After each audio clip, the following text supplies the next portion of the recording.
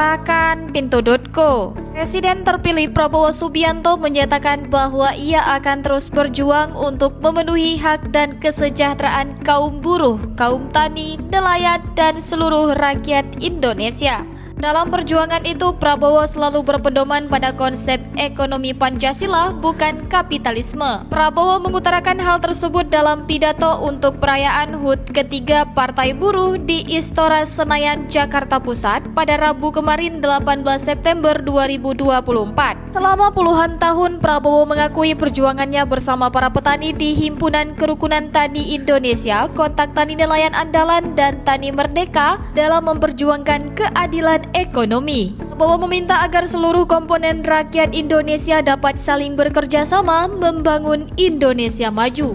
Mau tahu berita terupdate tentang Aceh? Baca berita selengkapnya di pinto.co.